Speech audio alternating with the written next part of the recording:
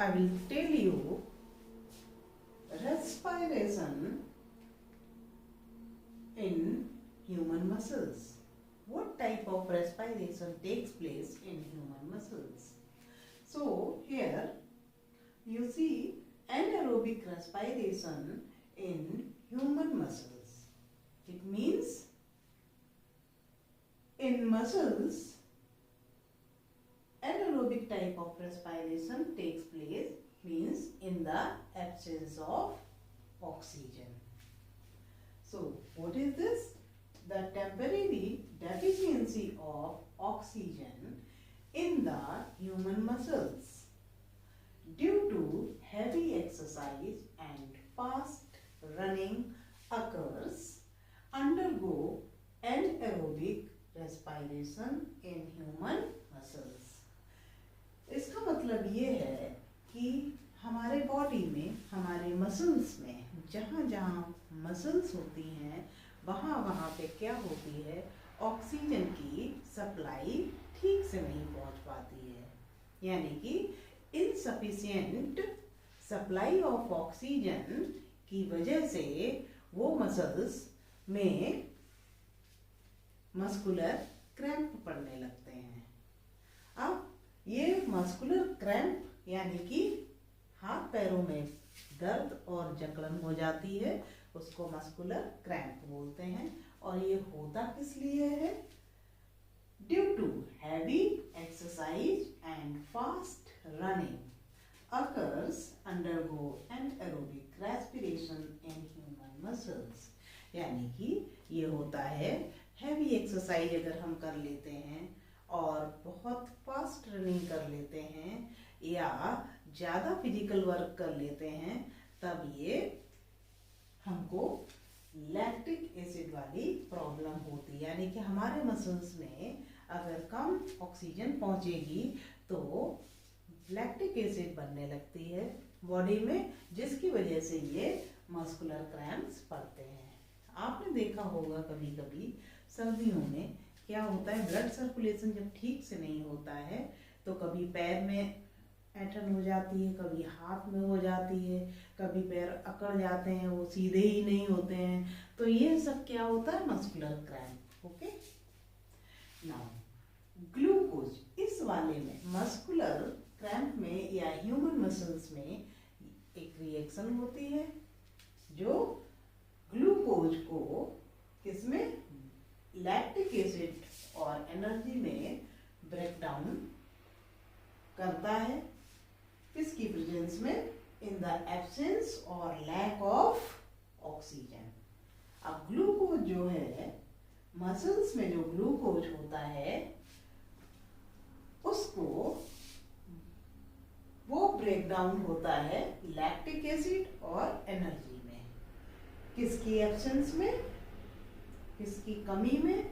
या तो एब्सेंस में या लैक, कमी में ऑक्सीजन के होता है। यानी कि ऑक्सीजन की कमी से बॉडी में जो मसल्स होती हैं, मस्कुलर पार्ट होता है, वहाँ पे क्रैम्प होने लगते हैं।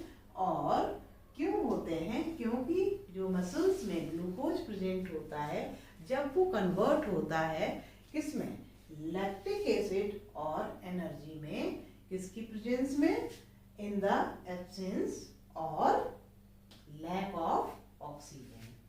तो इस तरह से ये ह्यूमन मसल्स में एनाएरोबिक रेस्पिरेशन होता है।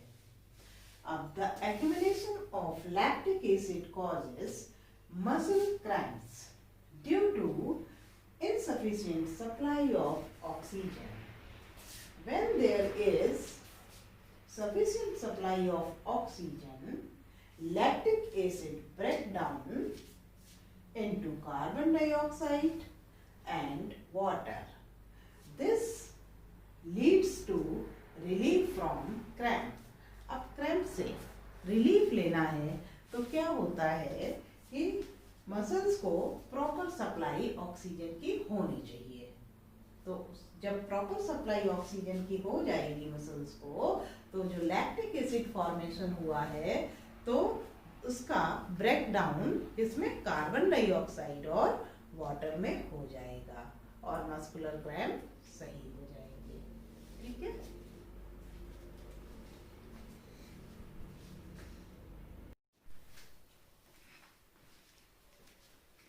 Now, what is breathing rate? A breath means one inhalation and one exhalation. The number of times a person breathes in a minute is termed as breathing rate. यानी कि बच्चों, एक हम complete inhalation लेते हैं और कंप्लीट एक्सलेशन छोड़ते हैं। ठीक है, तो उसको बोलते हैं ब्रीदिंग रेट। और द नंबर ऑफ टाइम्स यानी कि एक मिनट में कितने बार पर्सन सांस लेता है उसको बोलते हैं ब्रीदिंग रेट। तो जो सांस लेना होता है उसमें दो प्रोसेस इन्वॉल्व होती हैं, एक तो इनहलेशन एंड एक एक्सलेशन। इनहलेशन में क्या, जैसे हम लोग सांस लेते हैं,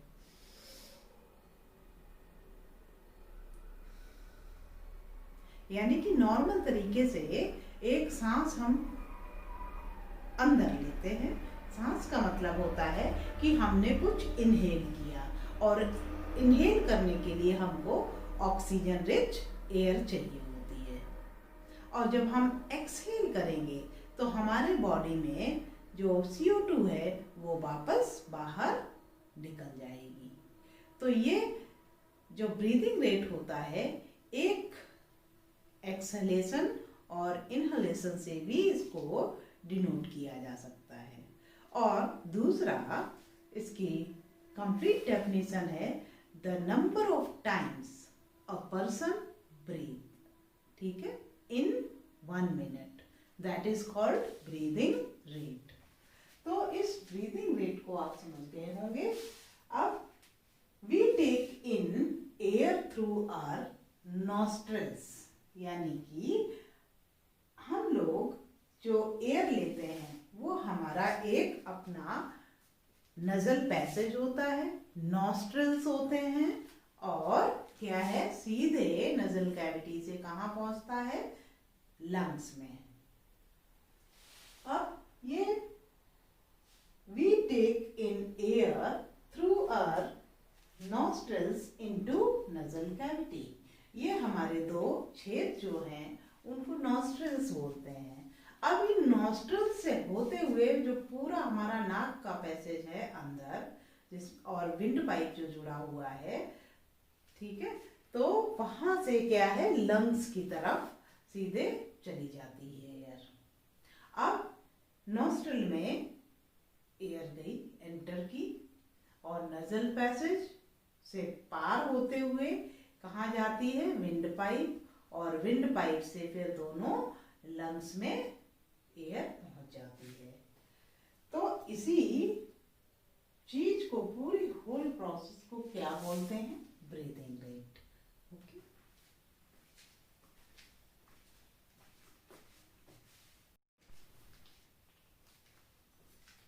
और बच्चों जानते हैं लंग्स के बारे में कि हमारे लंग्स क्या होते हैं और उनका क्या फंक्शन होता है। Lungs. We have 2 lungs which contain the bronchioles. Bronchioles means very small branches of windpipe and air sacs. यानी कि बच्चों हमारे बॉडी में 2 लंग्स होते हैं और वो लंग्स कहाँ पे कंटेन करते हैं, चेस्ट कैविटी। चेस्ट कैविटी में होते हैं और each lung is present in the chest cavity as a soft, spongy and cone-shaped structure. और जो लंग होता है हमारे चेस्ट कैविटी में प्रेजेंट रहता है, कैसा होता है, स्पॉन्जी होता है, सॉफ्ट होता है और कोन शेप्ड स्ट्रक्चर होता है। The lower surface of each lung is concave at the diaphragm lies below it. जो लोअर सरफेस होती है हमारे लंग्स की वो क्या होता है, वो कॉनकेव शेप का होता है और उसके नीचे डायफ्राम होता है। ठीक है, ये the right lung is larger than the left lung. जो हमारा राइट वाला लंग होता है वो बड़ा होता है और लेफ्ट वाला थोड़ा छोटा होता है। The right lung consists of 3 lobes, whereas the left lung consists of 2 lobes only. अब जो हमारे जो लंग्स होते हैं जो कोन शेप के होते हैं, राइट लंग थोड़ा बड़ा होता है इसलिए इसमें 3 लोब्स होते हैं और लेफ्ट लोब थोड़ा सा छोटा होता है जिसमें 2 लोब्स होते हैं। यानी कि बीच बीच में क्या लोब्स प्रेजेंट होते हैं, पार्टीशंस प्रेजेंट होती है। ठीक है, तो अभी हम आपको बताते हैं डायग्राम के through.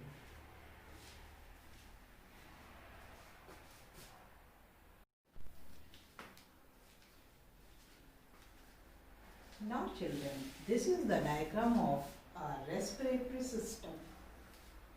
Okay, you can write it.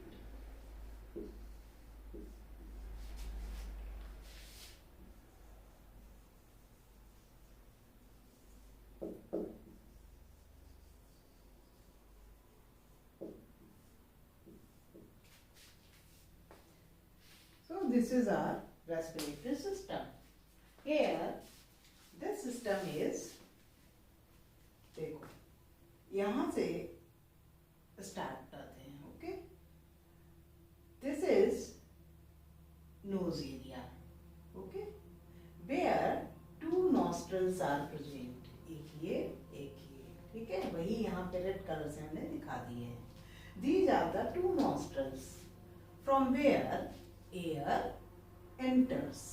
अब यहाँ से एयर एंटर करती है, ये जो पैसेज आपको दिख रहा है this is called nasal passage, यानी कि नाक का रास्ता। फिर this one is called oral cavity, ये मुंह हो जाता है। ठीक है, तो ये पूरा माउथ के अंदर का वो ओरल कैविटी उसको बोलते हैं। एक नजल कैविटी नाक से होते हुए जाता है और एक मुंह से होते हुए जाता है। ठीक है, तो nasal cavity and oral cavity. अब यहाँ से हवा कहाँ पहुँचती है, यानी कि जब हम इनहेल करते हैं एयर तो नोस्ट्रल से एंटर करती है और पहुँचती है आपके कहाँ, विंड पाइप में। दिस इज कॉल्ड ट्रैकिया और विंड पाइप। और बाकी पूरा ईजोफेगस है, उसी में फेरिंग्स है। ठीक है, वॉइस बॉक्स को क्या बोलते हैं, लैरिंग्स। ठीक है, वो अलग चीज है, हमें आपको रेस्पिरेटरी सिस्टम समझाना है। तो नॉस्ट्रल से स्टार्ट होता है नजल पैसेज में, नजल पैसेज से फिर कहाँ पे, विंड पाइप। तो विंड पाइप में एयर एंटर करती है, विंड पाइप यानी कि ट्रैकिया। ठीक है, ये जो विंड पाइप या ट्रैकिया ये इस तरह से गोल गोल से रिंग्स आपको दिख रहे होंगे। And this wind pipe is made of cartilages. ठीक है, कार्टिलेजेस क्या होती हैं, सॉफ्ट बोन्स होती हैं, तो उनका बना होता है ये।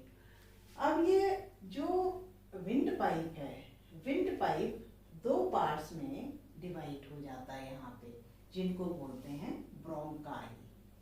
ठीक है, these are called bronchi. You can write it.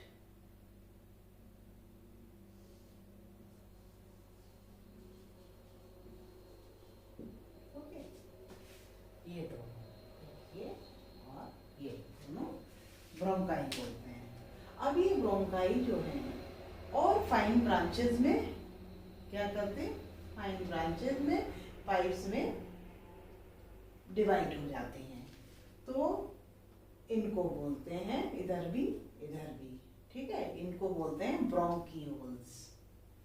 तो ये क्या है, wind pipe, trachea, bronchi, bronchi से और फाइन ट्यूब्स में कन्वर्ट हो गया, डिवाइड हो गया, तो उसको बोलते हैं ब्रोंकियोल्स। और इन ब्रोंकियोल्स के साथ में आपको ये बैलून शेप्ड के ये कैपिलरीज की बने हुए एल्वियोलाई होते हैं। ठीक है, ये भी हमारे रेस्पिरेटरी सिस्टम का हिस्सा होता है, एल्वियोलाई।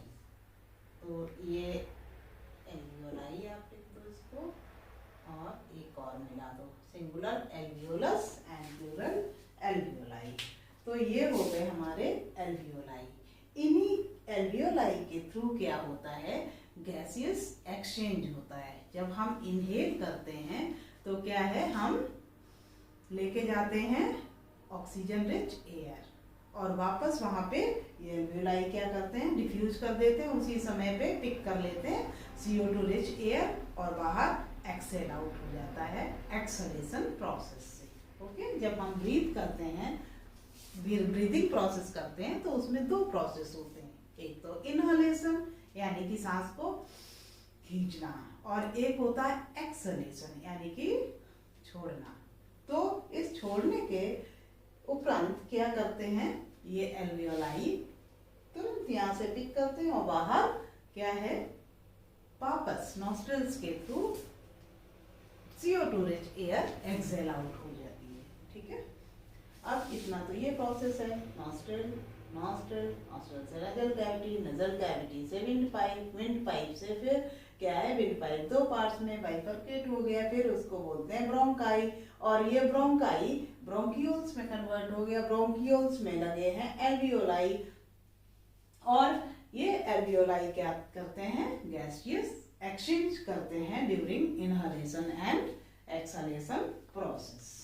अब इतने आपको पार्ट्स यहाँ तक आ गए। अब देखिए हमारा जो लंग्स होते हैं वो चेस्ट कैविटी के अंदर होते हैं। ठीक है, तो चेस्ट कैविटी के अंदर यानी कि रिब्स से बहुत अच्छे से घिरे हुए होते हैं, अंदर रिब्स के अंदर होते हैं चेस्ट कैविटी में। ठीक है, अब ये होते हैं कोन शेप के। कोन शेप के कैसे होते हैं बच्चों, ये होते हैं, इस तरह का शेप होता है हमारे लंग्स का, और ये लंग्स जो होते हैं ये डिवाइडेड रहते हैं पार्टीशंस में, लोब्स होते हैं, अलग अलग सेक्शंस पार्टीशंस होते हैं। ठीक है, तो ये यानी कि ये राइट लंग है, ये लेफ्ट लंग है। आपको पता है बच्चों कि जो राइट लंग होता है वो बड़ा होता है और लेफ्ट वाला थोड़ा छोटा होता है, तो इसीलिए राइट वाले लंग में ये लोब्स, दोनों में ही लोब्स प्रेजेंट रहते हैं, लेकिन राइट वाले में 1, 2, 3 लोब्स प्रेजेंट रहते हैं। ठीक है, और ये कॉनकेव, ये नीचे से जो है ना, इसका शेप कैसा होता है, कॉनकेव, और यहाँ पर भी आप देख रहे हैं कॉनकेव। और जो लेफ्ट वाला लंग होता है वो थोड़ा छोटा होता है, और उसके दो पार्टीशंस होते हैं, यानी कि 2 लोब्स होते हैं, 2 lobes are here. Okay, now it is written here, right lung that is larger lung, left lung that is smaller than the right lung। ठीक है, सब समझ में आ गया आपको। अब देखिए एक चीज और रहेगी, यहाँ पे जो रेड कलर की आपको फ्लोर दिख रही है, ठीक है, तो इसको बोलते हैं डायफ्राम। ठीक है, हमारे यहाँ पे जो यहाँ पे रिब्स खत्म होती हैं, ऐसे हाथ से टच करके देखेंगे तो all that is about diaphragm. ठीक है, तो डायफ्राम हमारा मस्कुलर स्ट्रक्चर होता है। जब हम इनहेल एक्सहेल करते हैं तो ये भी क्या करता है, मूव करता है। ठीक, तो अब बच्चों आपको ये सारा का सारा पिक्चर क्लियर हो गया होगा लंग्स के बारे में। तो हमारा ये क्या है, रेस्पिरेटरी सिस्टम है। तो एक बार फिर फटाफट देख लेते हैं कि ये नॉस्ट्रल्स हैं। ठीक है, 2 छेद जो होते हैं हमारी नाक में, जहाँ से एयर एंटर करती है और बाहर भी निकलती है CO2 रिच एयर, तो उसको क्या बोलते हैं, नॉस्ट्रल्स। अब नॉस्ट्रल से कहाँ, नजल पैसेज में।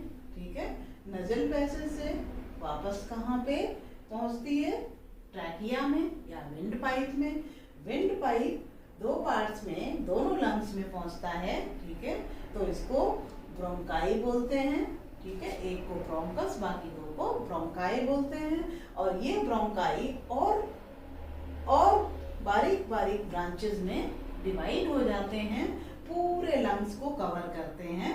ठीक है, वहां पे एयर सैक्स होते हैं और पूरे लंग में ये पाइप्स गए होते हैं। ठीक है, पूरे पूरे ब्रोंकियोल्स क्या है, पूरे लंग को कवर कर रहे हैं और हर ब्रोंकियोल के साथ में ये क्या आपके एल्वियोलाई अटैच्ड होते हैं। एल्वियोलाई क्या होते हैं, नेटवर्क ऑफ कैपिलरीज। ठीक है, कैपिलरीज होते हैं जिनसे क्या होता है, ये गैस एक्सचेंज होती है, जो हम लोग इनहेल करते हैं, एक्सहेल आउट करते हैं। तो यही क्या करते हैं, गैस जब हम लोग इनहेल किया तो क्या लंग में पहुंची। ठीक है, तो ये क्या करते हैं, फूल जाते हैं हमारे एल्वियोलाई, ये फूल जाते हैं, यानी कि उसमें ऑक्सीजन है। जब हम सांस छोड़ते हैं तो क्या होते हैं, उसी समय से पिचकते हैं और बाहर एक्सहेल आउट हो जाती है CO2 रिच एयर। ठीक है, तो इसका ये फंडा है। और फिर ये जो फ्लोर, चेस्ट कैविटी की फ्लोर होती है, इसको बोलते हैं हम लोग डायफ्राम। ये भी क्या है, मूवमेंट करते हैं अपवर्ड और इनवर्ड डायरेक्शन में। जैसे ही हम लोग क्या करते हैं, इनहलेशन की प्रोसेस करते हैं। अब इनहलेशन के टाइम पे हम लोग क्या करते हैं, तो हमारा क्या है, ये चेस्ट कैविटी अपवर्ड डायरेक्शन में मूव करता है। जैसे ही हमने इनहेल किया, ये अपवर्ड हुआ और डायफ्राम कैसा हुआ, इनवर्ड डायरेक्शन में या डाउनवर्ड डायरेक्शन में बोल सकते हो। ठीक है, जब हमने एक्सहेल किया, एक्सहेल का मतलब सांस बाहर छोड़ी, देखो लिया, यानी कि हमारा जो ये चेस्ट कैविटी है, चेस्ट कैविटी अंदर चली गई और जो डायफ्राम है वो आउटवर्ड डायरेक्शन में मूव किया। ओके, समझ में आ गया ना। तो ये एक्टिविटी आप भी करके देख सकते हो। अब रह गई बात यहाँ पे, बाकी सारे पार्ट्स के बारे में आपको बता दिया। ये जो रेड कलर की आपको ये पट्टी पट्टी सी नजर आ रही हैं, दीज आर रिब्स। ठीक है, ये रिब है, इधर भी रिब्स होती हैं बहुत सारी, इधर भी रिब्स होती हैं। ये लंग्स को बहुत सेफ तरीके से क्या है, सुरक्षित रखती हैं, कवर्ड रखती हैं। ठीक है, प्रोटेक्ट करती हैं ये रिब्स। और इसके अंदर जो होता है हमारा, फिर अलग से मैंने बना के बताया कि ये कोन शेप्ड लंग्स होते हैं, जैसे कोन होता है ना, ठीक उसी शेप के ये लगभग लंग्स होते हैं। राइट वाला कैसा होता है, बड़ा होता है। लेफ्ट वाला ये कैसा होता है, छोटा होता है थोड़ा सा। अब इस वाले में लोब्स, दोनों में ही लोब्स होते हैं, और राइट वाले में कितने, 3 लोब्स होते हैं, और लेफ्ट वाले में 2 लोब्स होते हैं। तो बच्चों, this is all about lungs and our respiratory system. Okay.